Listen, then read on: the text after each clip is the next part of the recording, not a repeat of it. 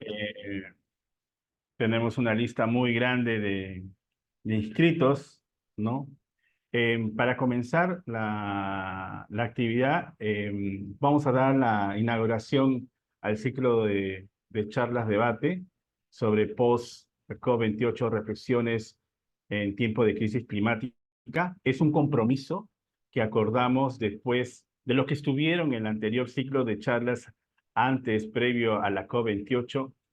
Prometimos traer como la información de los resultados y traerlo para discutirlo y reflexionar y debatir entre nosotros. Estamos cumpliendo este compromiso como parte que ha sido desde MOSIC y CAN de Latinoamérica. Por ello, cumplimos con esta tarea y porque creemos importante que esto es importante para el seguimiento de lo que se viene ahora en todo el proceso que va a seguir hasta la COP29 este año. Para ello voy a dar las palabras de nuestra coordinadora nacional, Micaela, que le pediría que por favor pueda prender su cámara y pueda dar su saludo correspondiente.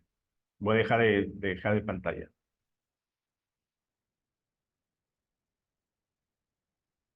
Micaela.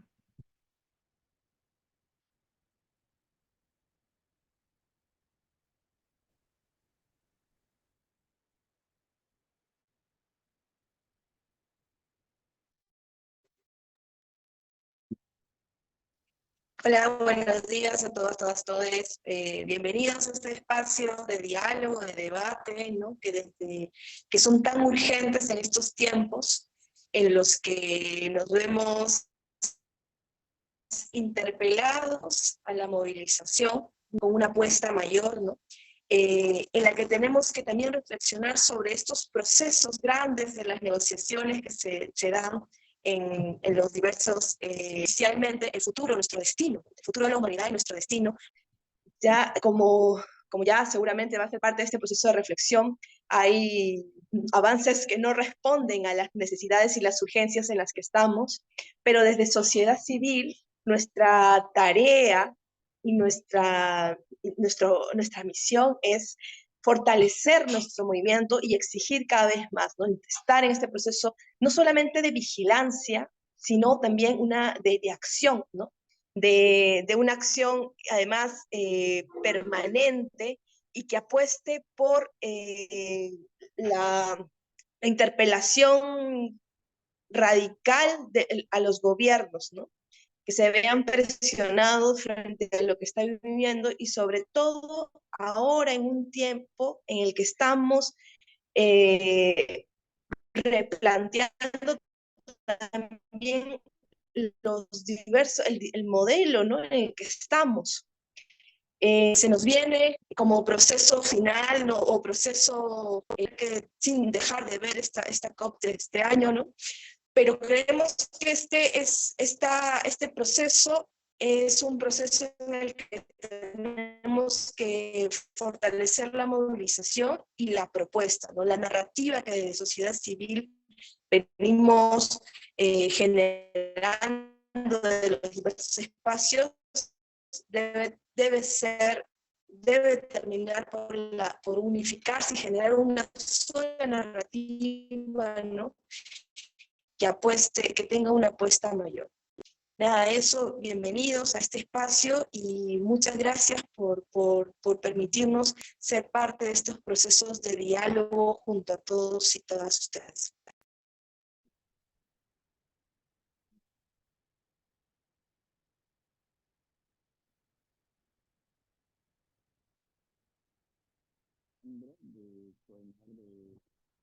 CAN de Latinoamérica. Alejandro. Muchas gracias, Auper, por el espacio. Siguiendo con la apertura de esta serie de charlas temáticas, de conversatorios, y siguiendo las palabras introductorias de Micaela, primeramente agradecer al grupo de trabajo de NDCs y Ambición Climática de CAN América Latina por organizar este espacio. Vamos a tener una serie de charlas temáticas, como lo mencionaba Osber, en relación a los temas que van a estar dentro de la agenda de este año de cara a la COP29 y por supuesto en vistas a la COP30 de la Convención Marco de Naciones Unidas sobre Cambio Climático, incluyendo la charla de hoy que aborda los temas asociados a la NDCs, perdón, al balance global. Vamos a conversar en relación a transición energética, toma corporativa de los espacios de la UNFCCC y otro espacio, entre otros. Y tal y como lo mencionaba Micaela, pues consideramos fundamental poder reunirnos acá a informarnos y a fortalecer nuestras capacidades en torno a esto para mejorar los niveles de interlocución de las organizaciones de CAN América Latina, pero también de otras organizaciones sociales y aliadas en el proceso de negociaciones sobre el clima, pero también en otro espacio. Este es un año clave y lo veníamos diciendo en otros espacios, en tanto los países en 2025 deben de presentar contribuciones nacionalmente determinadas actualizadas. Lo cierto es que las trayectorias de reducción de emisiones no necesariamente van en la dirección que nos conduzcan a los objetivos del Acuerdo de París, aunado a la emergencia y a la necesidad de tener contribuciones nacionalmente determinadas actualizadas. Está en el debate la necesidad de implementar cambios profundos a la arquitectura financiera global. La COP29 va a ser una COP fuertemente marcada por la agenda de financiamiento. Como conocemos, ahí deberá de definirse la nueva meta global de financiamiento por 2025, que representará la adopción de Copenhague en 2009 de la famosa meta de los 100.000 millones incumplida hasta este momento. Y esto tiene lugar en un contexto en el que el mundo entra en una era de violencia y de conflictos armados, en donde parece ser que la agenda climática queda opacada por las situaciones de guerra que se están dando, todos estos conflictos armados, particularmente en las zonas del Medio Oriente y la situación entre Ucrania y Rusia. Estaba viendo precisamente a propósito de la meta de financiamiento climático que mientras el mundo no ha logrado cumplir, o los países del planeta, particularmente las naciones industrializadas y mayormente responsables de la crisis climática, no han logrado cumplir la meta de 100.000 millones de dólares que pactaron desde hace más de 10 años. La OTAN tiene, por ejemplo, un presupuesto de 1.400 trillones de dólares, es decir, 14 veces la meta de financiamiento el planeta está destinando para la guerra, 14 veces más del presupuesto que se habían comprometido para cubrir la crisis climática y que no han logrado cumplir. Entonces, nos estamos enfrentando a un contexto desafiante. En realidad, el tema de la crisis climática no es falta de recursos, de desarrollo tecnológico o de dinero, es un tema de falta de voluntad política.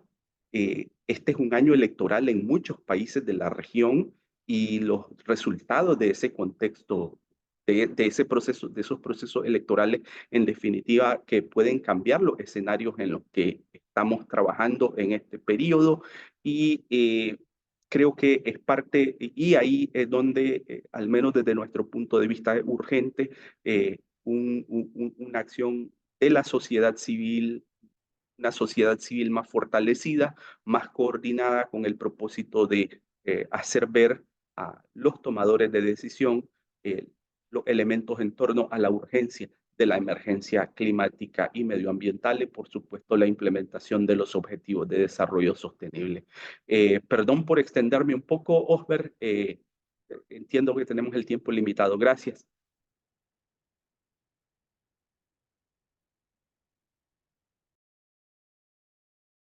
Gracias, Alejandro. Entonces, para seguir con la agenda, ya hemos pasado... Se escucha casi, Osber. Ya hemos pasado las palabras de bienvenida. Ahora vamos a presentar a nuestro profesor, que es Javier Andaluz, de Ecologista en Acción. Él nos va a abordar el tema sobre el balance global, un paso frágil para enfrentar la crisis climática. Se escucha muy bajito.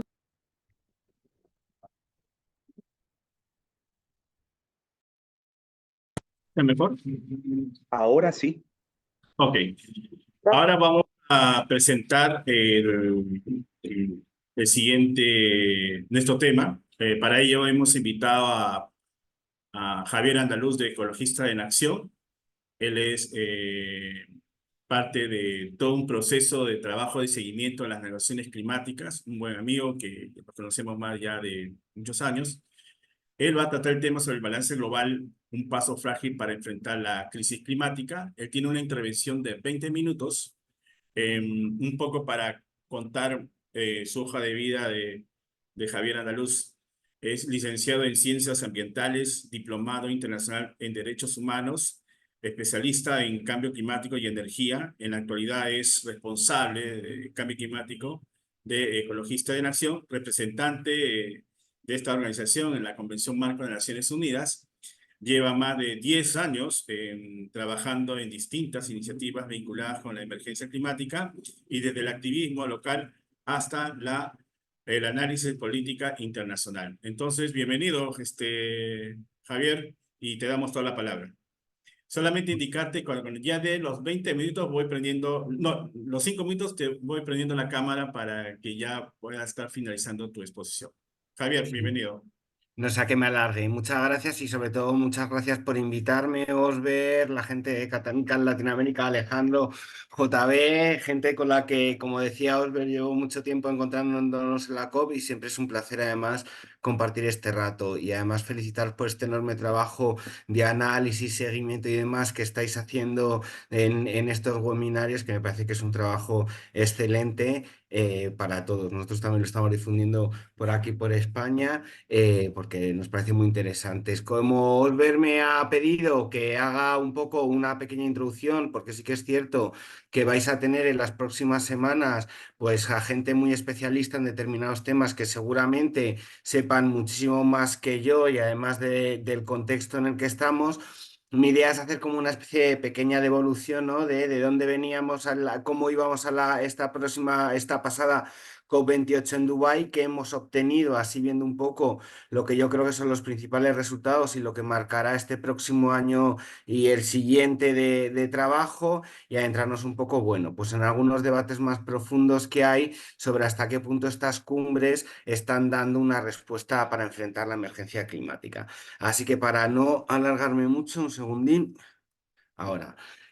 La COP28, ¿no? ¿A qué escenario íbamos? Íbamos a un escenario donde evidentemente había un fuerte mensaje y una fuerte crítica y demanda porque teníamos una presidencia muy ligada a los intereses fósiles, ¿no? El propio presidente era un alto asesor, un CEO de la empresa petrolera Dubaití y entonces, bueno, pues se va ya con un horizonte de confianza en el que hemos visto sobre todo una gran estrategia comunicativa mediática y de negociaciones internacionales por parte de esta presidencia dubaití, en la cual ha habido muchísimo trabajo, anuncios y demás para de alguna forma presentarse como salvadores climáticos. No tanto se les ha permitido eso, sino que la realidad es que han venido también en un contexto en el que hubo una fuerte crítica, ¿no? Se empezaron a reproducir algunas de las expresiones, por ejemplo, de la propia presidencia, negando el impacto de los combustibles fósiles y negando el cambio climático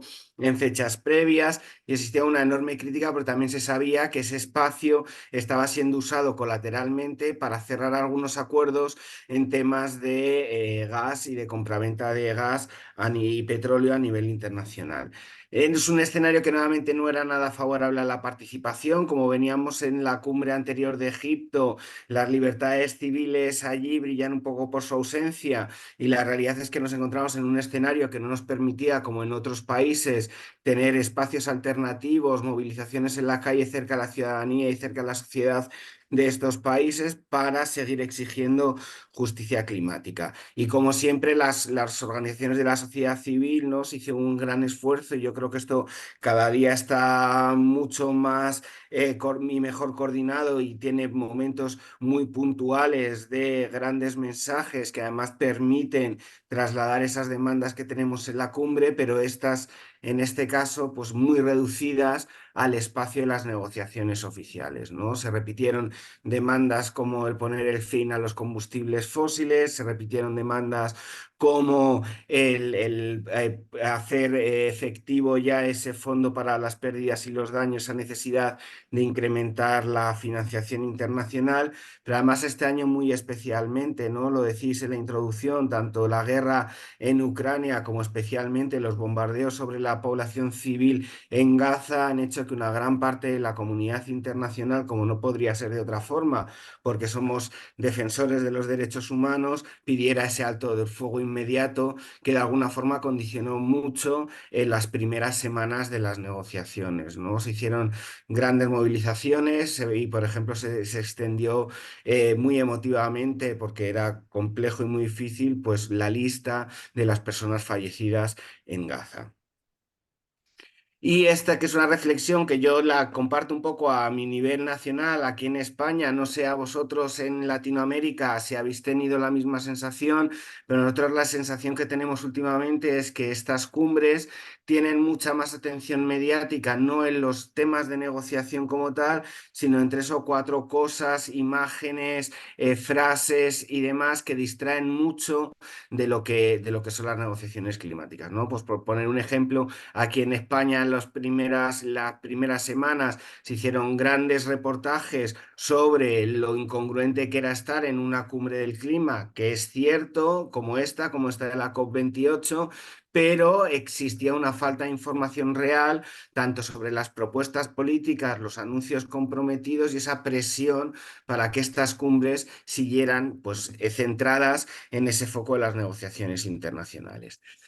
La tarea que se tenía claramente para esta cumbre era terminar el balance global, ¿no? Bien sabéis que tras los primeros compromisos del Acuerdo de París, esos primeros NDCs que presentaban los países y tras la evaluación de que esos compromisos no eran suficientes, la comunidad internacional se dio un mandato para que cada 5 años llevar un proceso de refuerzo y de presentación de nuevos compromisos y a ser posible al alza a través del intercambio de experiencias y buenas prácticas en tres aspectos claves, ¿no? La mitigación, lo que tiene que ver con la reducción de las emisiones, la adaptación, lo que tiene que ver en cómo adaptamos nuestros ecosistemas a las actuales circunstancias climáticas y esos impactos climáticos y esa transferencia de capacidades, ¿no? Esas necesidades que hay que transferir tanto de conocimientos como de fondos financieros para poner esos conocimientos en marcha,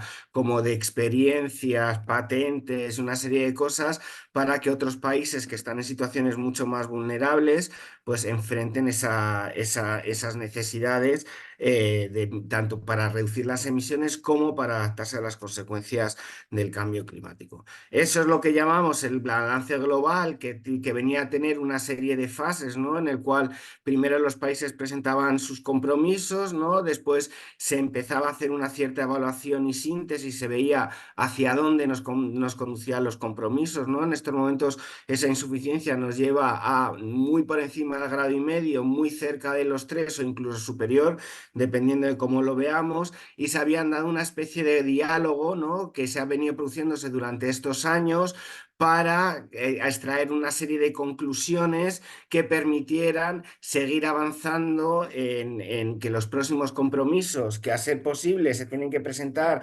antes de Bakú y como muy tarde, antes de la próxima cumbre de Belén en Brasil, en la COP30, pues de alguna forma se forzara que algunos países pues fueran mucho más ambiciosos y tuvieran además no solamente la ambición, sino medidas y herramientas que fueran capaces de incrementar esos objetivos, ¿no? Un proceso cíclico que se prevé que suceda cada 5 años y que en esta cumbre pasada tenía y consiguió, ya veremos cómo, que cerrase con una serie de conclusiones que animarán a los países a incrementar esos compromisos, como decíamos. Antes de ir a las conclusiones, una de las cosas que se estuvo discutiendo mucho, en la que yo creo que de alguna forma perdimos tiempo y no se ha solucionado de una forma definitiva, tenía que ver con, bueno, qué fuerza debían de tener esos compromisos, ¿no? Hasta qué punto esos compromisos podrían obligar a que los próximos compromisos, valga la redundancia, que se presentaran bajo el Acuerdo de París fueran como mucho más claros, ¿no? Definieran de una forma más clara objetivos sectoriales, sector por sector, cómo se va a reducir, cuánto se va a reducir, etcétera, etcétera, etcétera. Y yo creo que el Acuerdo de Dubái finalmente esto no lo clarifica con la contundencia necesaria y vemos un texto que más que establecer obligaciones, nuevamente lo que establece son recomendaciones sobre cómo avanzar en este sentido, pero sin poder establecer las debidas garantías para que seamos capaces precisamente de limitar ese incremento de la temperatura global en 1,5 grados o en 2 grados. Como os decía, hay una cierta incapacidad de avanzar en los temas de mitigación, ¿no? Es una lucha desesperada por no poner fin a los combustibles fósiles. Yo creo que precisamente esta pelea que vimos en el poner fin a los combustibles fósiles retrata muy bien cuál es la situación internacional y geoestratégica y geopolítica en la que vivimos, ¿no? En esa pelea, ¿no? Que básicamente era porque ya había habido muchísimas presiones para que tras 28 celebraciones de las cumbres se pusiera por primera vez una mención clara a esa necesidad de deshacerse de los combustibles fósiles de una forma rápida y justa. Y sin embargo, bueno, pues esto no gozaba del acuerdo internacional por distintos intereses y hemos visto como al final se ha descafeinado, se ha reducido la ambición en ese sentido. Pero antes de ello, para mí, o sea, entre los intereses que vimos, ¿no? Fue precisamente mucha gente, y aquí estaba, por ejemplo, la presidencia emiratí, ¿no? Que básicamente son conscientes del poder que les da esa presencia del petróleo y esa posición geoestratégica. Además, vale recordar que los Emiratos Árabes, antes del descubrimiento de las bolsas de petróleo, eran un pueblo nómada dedicado básicamente a la ganadería a la ganadería y que este descubrimiento del petróleo, pues en estos momentos es el 99% de sus economías, ¿no? Entonces, tanto la necesidad que tienen de impedir que este modo de vida se ponga en juego, como las relaciones geopolíticas y geoestratégicas, ¿no? Que hemos visto, por ejemplo, aquí en Europa, que ante la incapacidad de suministrarse por no seguir financiando la guerra de Putin en Ucrania de gas ruso, pues ha venido estableciendo contratos con otros lugares, con África, con Asia, para suplir esa necesidad de gas.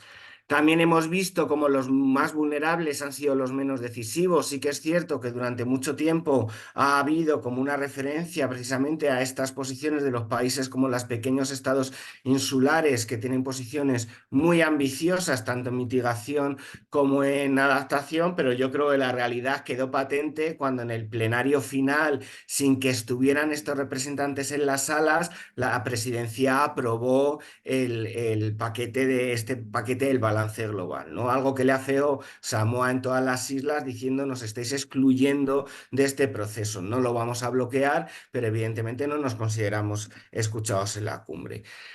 En un sitio en el que además ha habido muchos países que han visibilizado y han puesto sobre la mesa, ¿no? Especialmente Colombia, la ministra de Medio Ambiente de Colombia, que vino a decir en nuestros Maxlis que preparó la presidencia con claridad.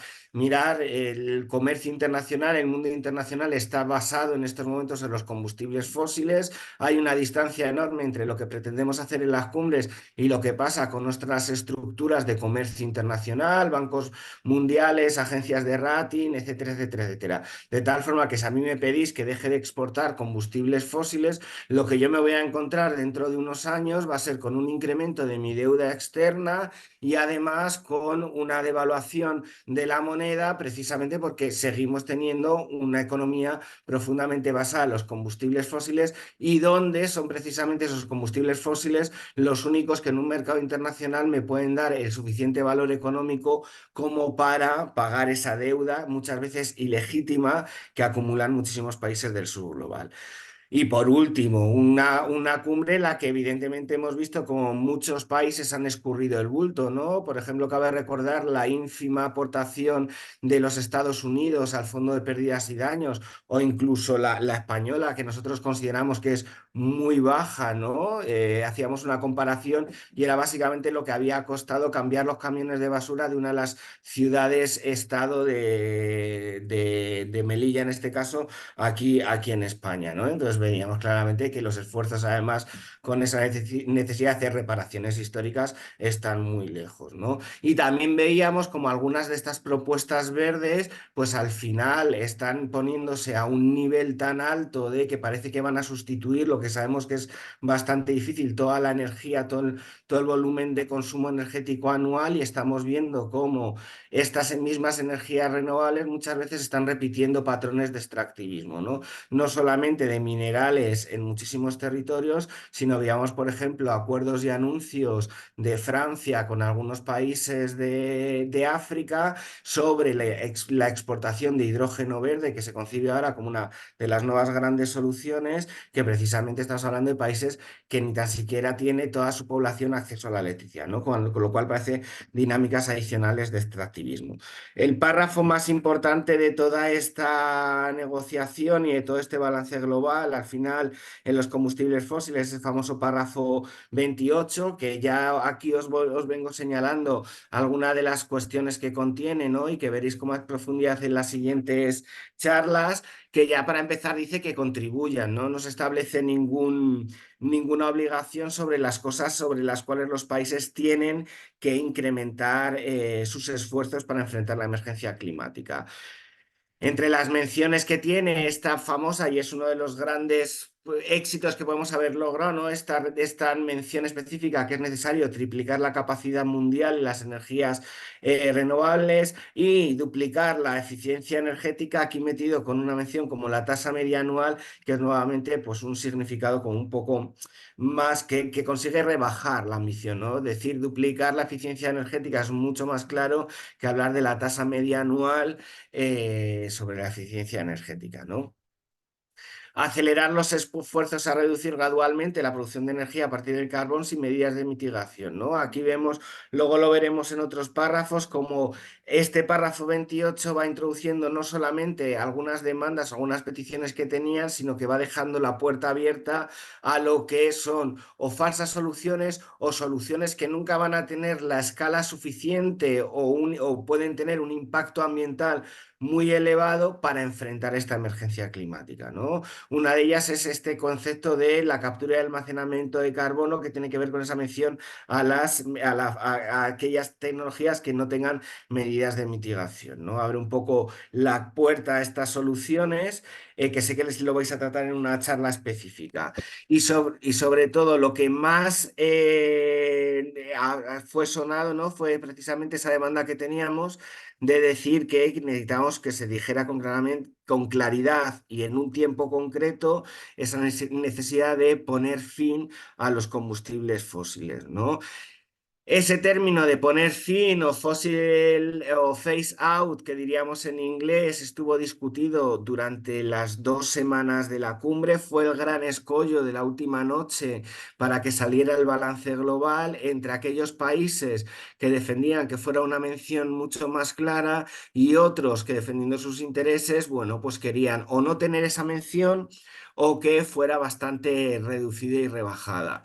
Yo creo que nuevamente lo que vemos es un pasito adelante, reconociendo por primera vez, tras 29 cumbres, esta necesidad de poner fin a los combustibles fósiles, pero volvemos a usar para precisamente lograr ese acuerdo internacional una mención como dejar atrás, que no tiene un significado claro, ¿no? O sea, ¿qué significa dejar atrás? ¿Significa dejar a cero, ¿no? Eliminar todos los combustibles fósiles, o si nos quedamos con un 20 o un 30% de combustibles fósiles de los que usamos ahora, ya los hemos dejado atrás, ¿no? Es como una mención que es poco clara. Además, a nosotros como hispanohablantes no quedaba muy claro esa definición, ¿no? Que la usaban en inglés. Entonces, además, esos primeros días no teníamos muy claro cuál iba a ser la mención final. Esta es como queda en la última traducción, ¿no? Dejar atrás los combustibles fósiles, pero volvemos a ver que no tiene una concreción como muy clara, ¿no? Y lo que os decía, una de las grandes críticas es que este precisamente párrafo 28 primero vuelve a resucitar una energía como es la energía nuclear, que es demasiado cara, sucia y peligrosa, ¿no? Los problemas que tienes de residuos nucleares, el precio elevado de estas centrales nucleares. Recordemos que en estos momentos se construyen muy pocas centrales nucleares en el mundo y algunas como Hinkley Point están triplicando y cuatriplicando sus costes, además de alargarse mucho más en el tiempo, ¿no? Con lo cual parece claramente inviable esta necesidad de este deseo de triplicar la energía nuclear que anunciaban la Francia y Estados Unidos, y además sería como muy costoso, ¿no? Por ejemplo, aquí en nuestro caso europeo, el 40% del suministro de uranio proviene de Rusia y todavía no está sometido a esos embargos que está sometido, por ejemplo, el sector del gas, ¿no? Con lo cual aquí vemos también esa ligazón entre energía nuclear y conflictos en el mundo. Y además abre precisamente, no es que lo abre además ampliándolo y poniéndolo en un nivel de importancia que creemos que está muy lejos de tener esas falsas soluciones, ¿no?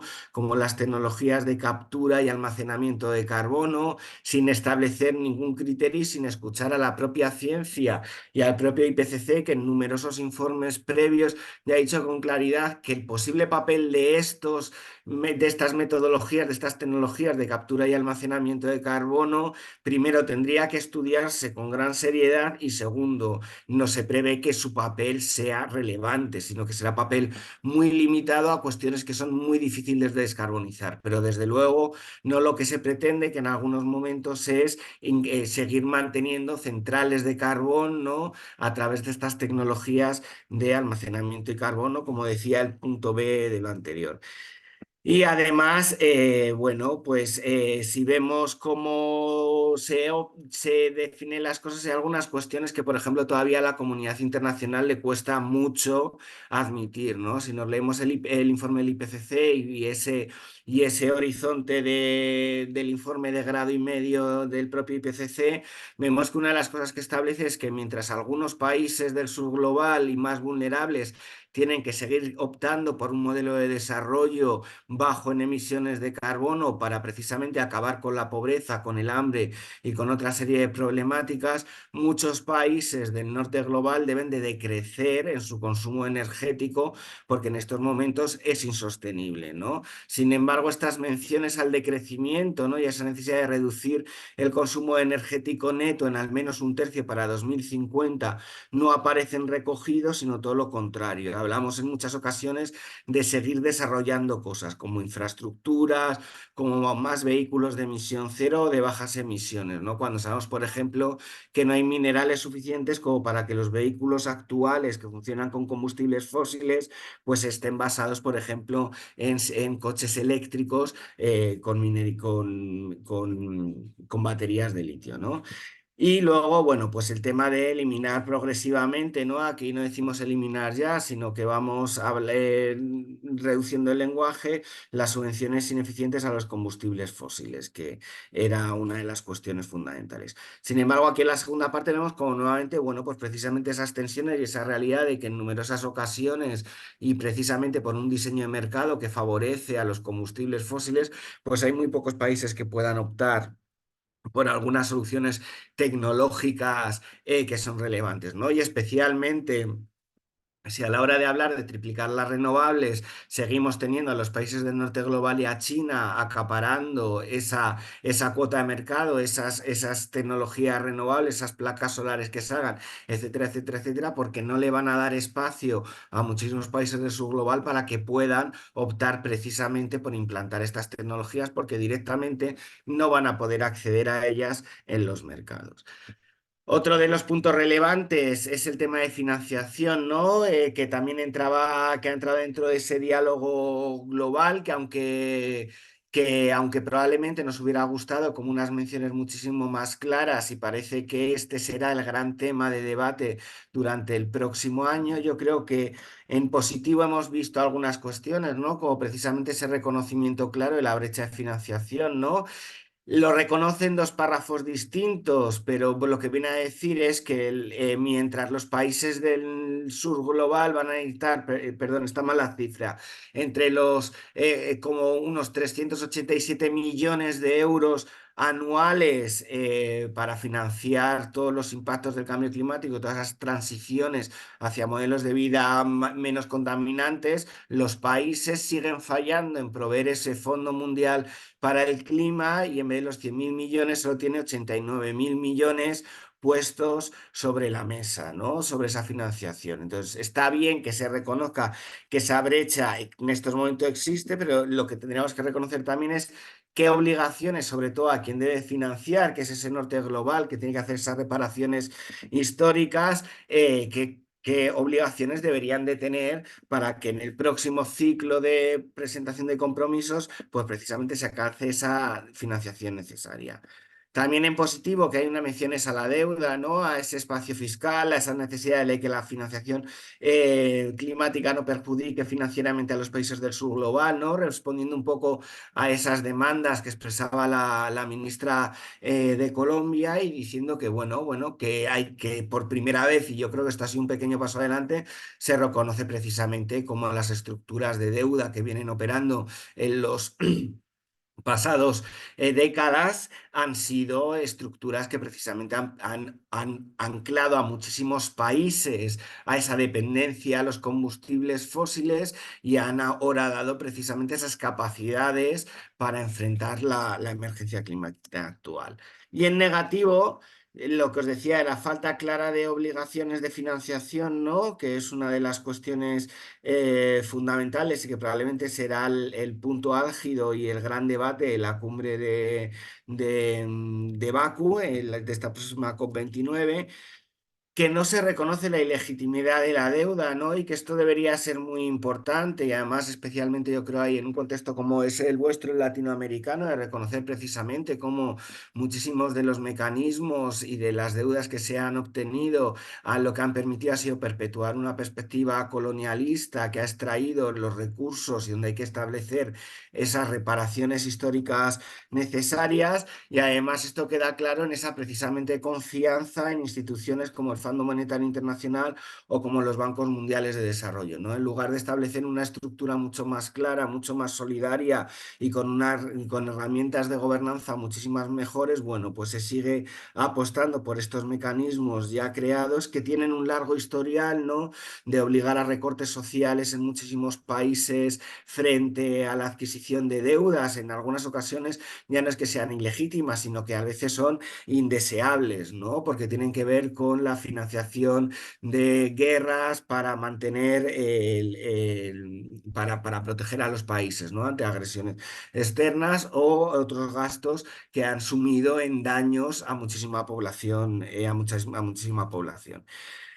Y otra de los negativos no es esa incapacidad, ¿no? De que seguimos peleándonos sobre si las pérdidas y los daños tienen que ser el tercer pilar de financiación que entren de forma permanente a las agendas y todavía estamos viendo ahí cómo hacemos ese encaje para que ese encaje de las pérdidas y los daños sea un encaje permanente y tengamos claro que hay una financiación exclusiva para la adaptación y para esa transferencia de capacidades y de tecnología, pero que no se olvide de tener una financiación clara y establecida para esas pérdidas y daños, porque sabemos que son procesos que cuando suceden de una forma muy rápida, donde las necesidades económicas van a ser muy rápidas y es necesario tener un mecanismo de respuesta rápida que permita colaborar o ser solidarios y reparar y hacer esas reparaciones históricas con esos países menos vulnerables que van a sufrir con más intensidad los embates de la emergencia climática. Así que llegamos a la próxima COP29 en Bakú, donde lo que va a ser necesario sobre todo va a ser cerrar un nuevo ciclo para la financiación, ¿no? Esta cumbre, los temas de financiación han vuelto a ser temas tensos. Es evidente que hay una enorme desconfianza muy lógica de muchísimos países del sur global frente a esta incapacidad del norte global de proveer esa financiación suficiente y adecuada, ¿no? El gran ejemplo es ese Fondo Mundial para el Clima, que todavía sigue teniendo solamente 80 89.000 millones y faltan 11.000 millones al menos en el cálculo más optimista para cerrar esa brecha de financiación que tendría que haber empezado a operar en el 2020 y estamos a 2024, y sobre todo porque lo que va a haber que decidir en esta cumbre es precisamente un nuevo ciclo para la financiación, ¿no? Necesitamos establecer cuáles son los siguientes compromisos de financiación de 2025 a 2030, por lo menos, y al igual que los compromisos de reducción de las emisiones, tienen que ser mayores. Sería estúpido el haber reconocido en la COP, en esta pasada COP, esa brecha de la financiación y que esto no se reparará de alguna forma en la siguiente cumbre, ¿no? Además, sabemos que esto es unas demandas fundamentales de muchísimos países y que se está creando una sensación de incremento de la desconfianza que puede poner en riesgo que se tomen acuerdos, ¿no? Y que podamos, y que si esta desconfianza no se va eliminando, pues vayamos encaminándonos hacia cumbres que nos va a costar muchísimo más cerrar, donde van a surgir muchísimos elementos paralelos, sin descartar que en alguna de las cumbres seamos incapaces de encontrar una solución y que podamos estar en un escenario muy parecido a lo que pudo pasar en Copenhague. Los siguientes pasos, habrá como distintas reuniones a lo largo de estos meses, probablemente, sobre todo teniendo en cuenta dónde va a ser la COP29 y sobre todo necesitando que lleguemos a esa cumbre muy preparados, el encuentro interseccional de los cuerpos subsidiarios, ese SB60 que se celebrará en Bonn en junio, pues probablemente sea un momento fundamental, ¿no? En el que deberemos de presionar a los gobiernos para que avancen, especialmente en nuestro caso, en mi caso desde Europa, para que se ponga esa financiación necesaria y esos compromisos necesarios, para que se muevan también pasos, no solamente desde lo que podemos hacer nosotros, sino sobre lo que tienen que hacer otros socios internacionales, como es el caso, por ejemplo, de Estados Unidos, de Australia, de Canadá, etcétera, etcétera, etcétera. Serán pasos fundamentales para enfrentar esa emergencia climática. Y luego nos veremos en la COP29. Una COP29 que vuelve a estar en una situación en la cual vemos cómo existen numerosas dudas sobre lo que está pasando, ¿no? Y que hace que nos preguntamos si estas cumbres están dando las respuestas que serían necesarias. La respuesta rápida es no, es decir, a ver si afortunadamente se confirman los últimos datos climáticos y y el pasado año es el primero en el que empezamos a ver una reducción global de las emisiones. Cruzamos los dedos por el futuro de todos y esperando que esto sea estructural y mucho más pronunciado de lo que es en la actualidad, aunque veréis lógico que tenga mis dudas en ello, ¿no? Y que se reduzcan las emisiones. Pero hasta este momento las emisiones han seguido creciendo año a año, ¿no? Con lo cual hay ese objetivo precisamente original del 95 de reducir las emisiones de gases de efecto invernadero, pues parece que no se está cumpliendo.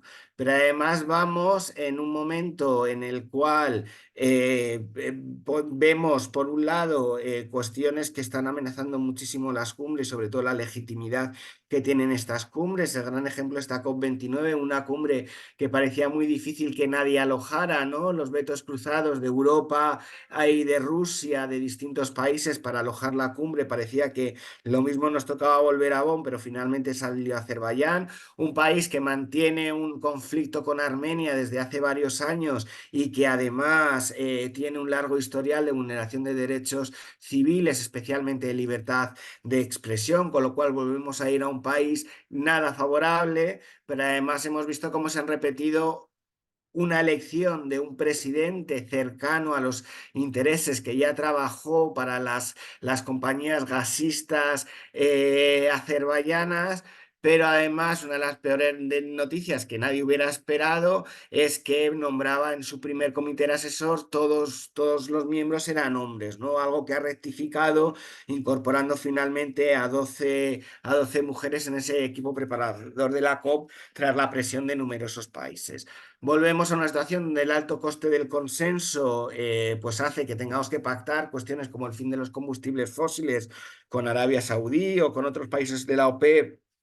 Ya vimos cómo se movieron rápidamente para decir esto de poner fin a los combustibles fósiles es inadmisible y cómo siguen pendiente esa duda de hasta qué punto este esquema de mayorías, ¿no? De que todos los países tengan que estar de acuerdo, está consiguiendo llegar a la rapidez de los cambios que necesitamos. Y además vemos un incremento del auge del postureo climático, ¿no? De esas falsas soluciones, la nuclear que ya creíamos que estaba pasando a mejor vida, sobre todo porque las renovables son mucho más baratas en todos los sentidos, vuelven a reaparecer las falsas soluciones.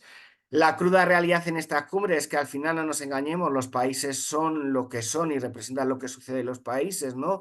Además aquí desde Latinoamérica pues hemos visto cambios, por ejemplo, en Argentina, etcétera, etcétera, etcétera, que muestran claramente cómo algunos países y algunos contextos están retrocediendo muy claramente en esas medidas para enfrentar la emergencia climática. Veremos también qué nos pasa a nosotros en nuestro contexto con este auge de algunos posicionamientos de derecha y de ultraderecha. Y la realidad también de que es el único marco global existente que tenemos en estos momentos y que el cambio climático solo se puede defender globalmente. Y ya terminando, lo que yo creo que es la resistencia, ¿no? Porque no me quiero quedar con estas notas de todo lo que toca por todo lo que nos queda por hacer, que es como mucho, y los dilemas y cuestiones que enfrentamos, sino volver a subrayar esa enorme labor de muchos compañeros y compañeras que habéis estado al pie del cañón todos estos días en la cumbre la COP28. Primero, para hacer una contranarrativa que permita que no vendan triunfalistamente estas cumbres internacionales, sino que pongamos cada cosa en su contexto,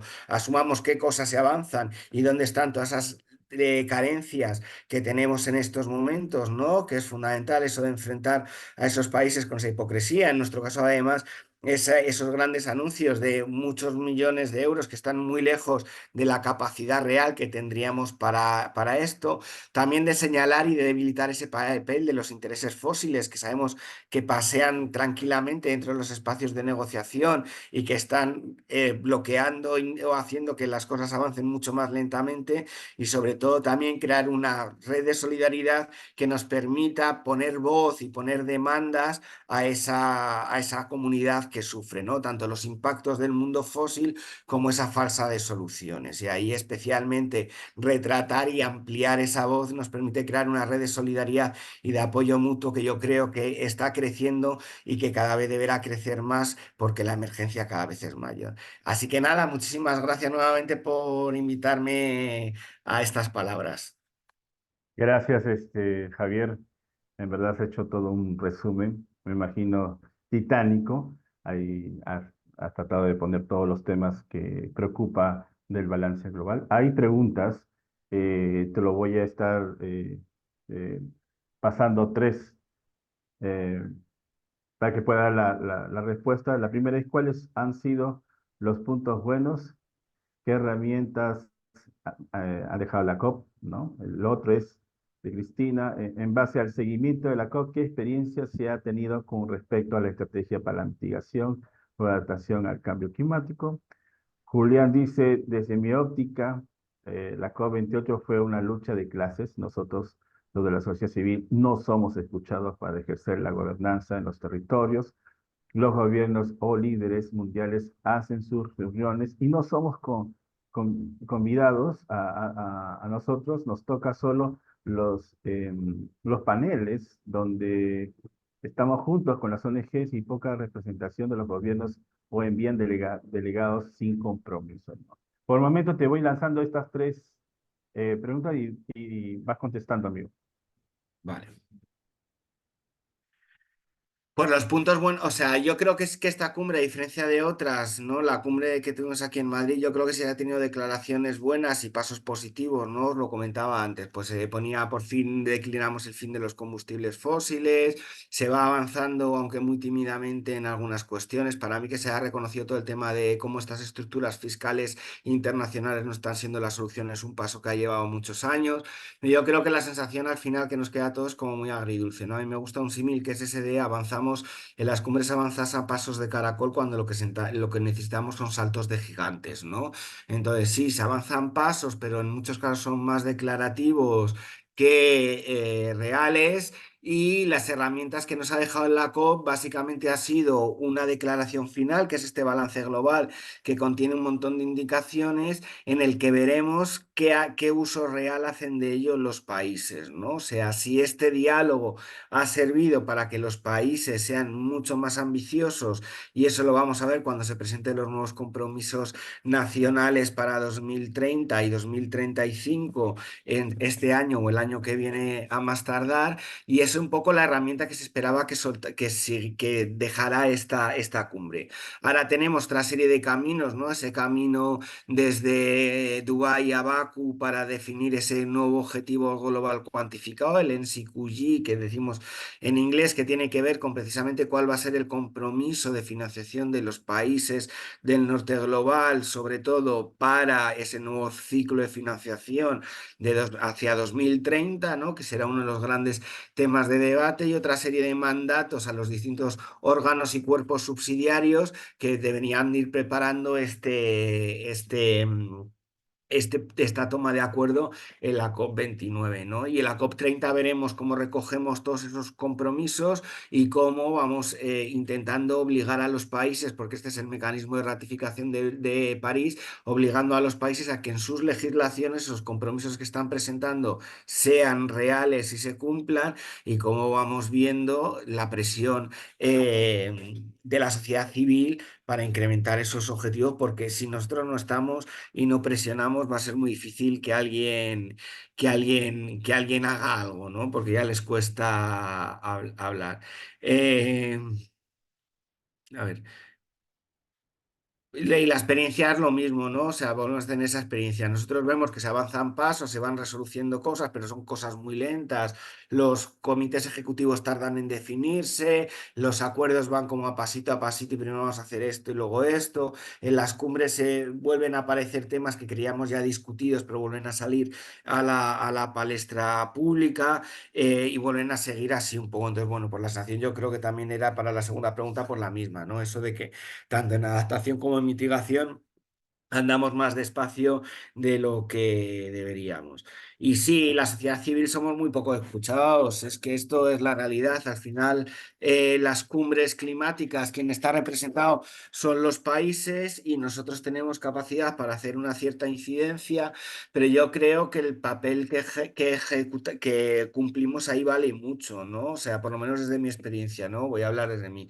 Primero, hacemos una labor de pedagogía y de trabajo hacia la sociedad civil para enseñar precisamente estas debilidades, que por lo menos en mi contexto está sirviendo para que poco a poco los gobiernos vayan siendo como mucho más ambiciosos.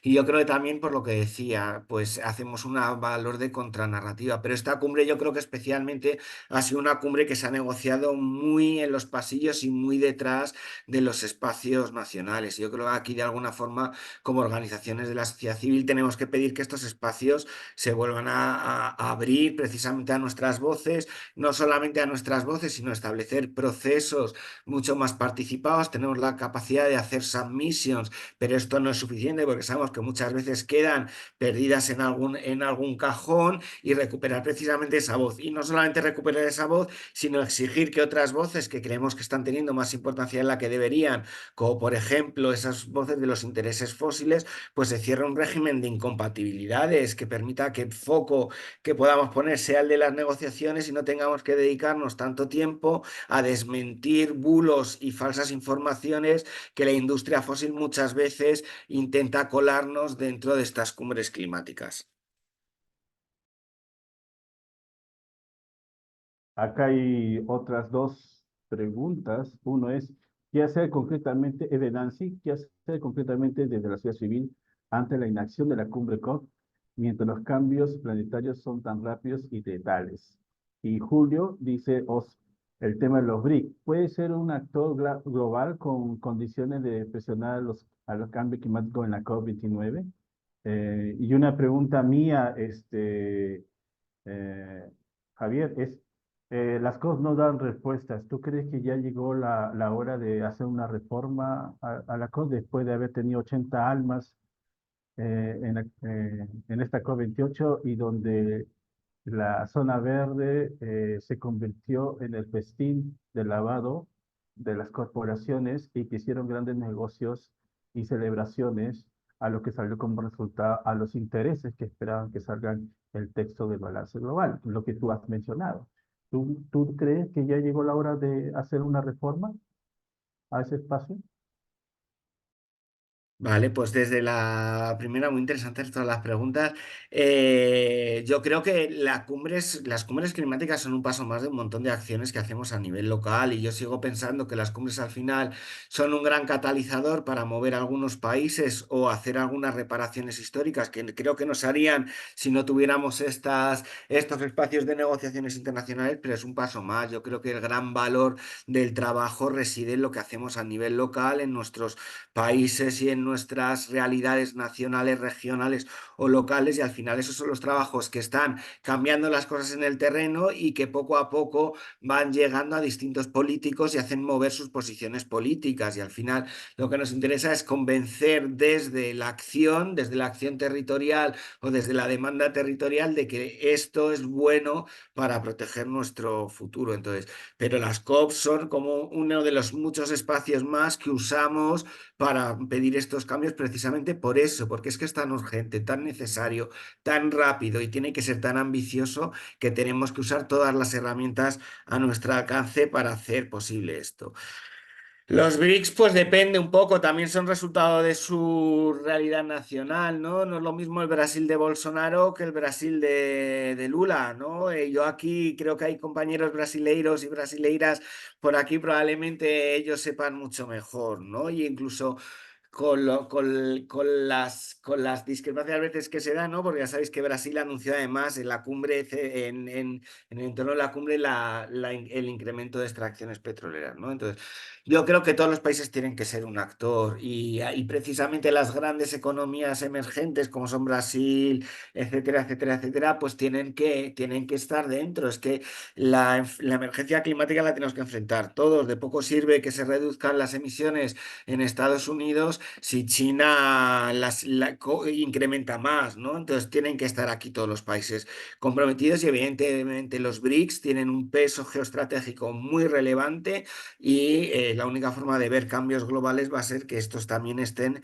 incluidos. Y sobre lo que decía Sosberg, sí, yo muy de acuerdo. Quiero decir que yo creo que dinamitar el espacio no nos va a servir para nada más que para retrasar la acción climática, pero sí que creo que es necesario recuperar y reformar lo que estamos viendo en que se están convirtiendo las cumbres, ¿no? Primero, recuperar ese espíritu original de estos son espacios de negociaciones climáticas, y sí que es cierto que algunos paneles, algunas cuestiones de las cumbres pueden ser muy útiles para llamar a la acción. También es cierto que estamos creando a lo mejor cumbres en las que hay muchas personas que distraen de las negociaciones oficiales y tendríamos que volver a tener un cierto foco en los temas que son estrictamente de negociación si queremos que estos acuerdos avancen y pasar todos estos acuerdos bilaterales que vemos anunciados en muchísimas de las cumbres a que sean efectivos y estén dentro de los acuerdos internacionales. Y sin eso no vamos a poder seguir avanzando. Y luego tenemos que plantearnos también cómo tomamos las decisiones y cómo tomamos los acuerdos a nivel de la cumbre internacional, ¿no? Hay un artículo que es el artículo 42, que es un artículo que lleva desde el origen de las negociaciones bloqueando que las decisiones se puedan tomar por mayoría en vez de por unanimidad, ¿no? Y vemos cómo este artículo 42 siempre tiene un punto para discutirse, pero jamás ha sido aprobado. Y aquí persiste la duda de qué estrategia es mejor, ¿no? Si tener un mundo a dos vías con unos países más ambiciosos que fuercen acuerdos muchísimo más amplios en la emergencia climática y habilitar, por tanto, ese sistema de mayoría, si es mejor que haya algunos países que no estén bajo la convención, si no están de acuerdo en tomar las medidas necesarias, o si lo mejor es seguir con el sistema en el que estamos, ¿no? O sea, porque hay muchas dudas sobre cualquiera de los temas, pero yo creo que sí que es algo en lo que como organizaciones de la sociedad civil deberíamos recuperar, ¿no? Esa parte de cómo queremos que se tomen las decisiones, porque a lo mejor estamos perdiendo el tiempo, ¿no? El año pasado, 2 semanas discutiendo las pérdidas y los daños cuando había una inmensidad de países a favor del fondo, y esta semana y esta cumbre otras 2 semanas semanas discutiendo sobre si es phase out, phase down o transition away de los combustibles fósiles,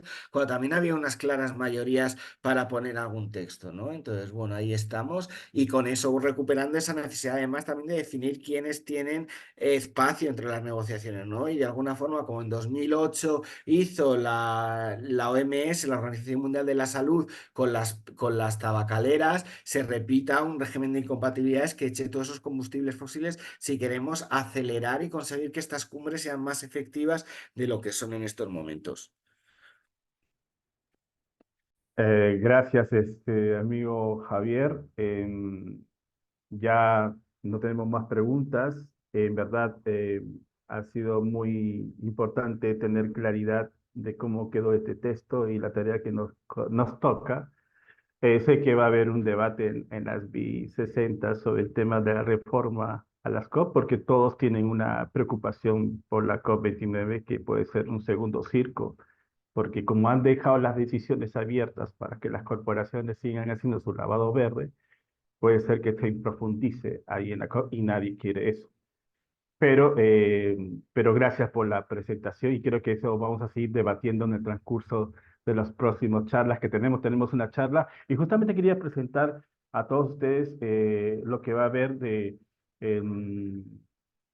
las próximas temas que quiero que estén al tanto. Eh, Tenemos este 23 de febrero, tenemos a Ivonne Yáñez de Acción Ecológica. El tema es el Acuerdo de Dubái, lejos de ponerle fin a los combustibles fósiles, que implica para América Latina, sus pueblos y la naturaleza. Eso va a ser un tema muy central porque es lo que ya lo ha dicho bien claro Javier, las recurrencias que tiene ese balance, las lagunas que tiene para avanzar ese tema de la transición, ¿no? Y hay una serie de temas que vamos a hablar con profundidad, también la captura del corporativo dentro de la COP y cómo eso ha terminado siendo, digamos, alineado a los intereses corporativos del lavado verde, que es un temor que pueda suceder mayor en la COP 29. Y otros temas como el financiamiento, temas sobre pérdidas de daños y hablar un poco sobre las soluciones falsas que ha estado bien dentro del balance ha salido también este tema. Entonces son casi 7 temas que vamos a estar realizando, ya cumplimos el primero y espero que nos veamos el día 23 de febrero. Vamos a pasar el PPT de la presentación a todos los que han llenado el listado y estaremos circulando por vía calendario Google la siguiente invitación al segundo ciclo de charlas. Desde ya muchas gracias a todos y todos ustedes y nos vemos en la próxima charla que tenemos sobre hablar un poco sobre la profundidad sobre los combustibles fósiles y la transición. Gracias.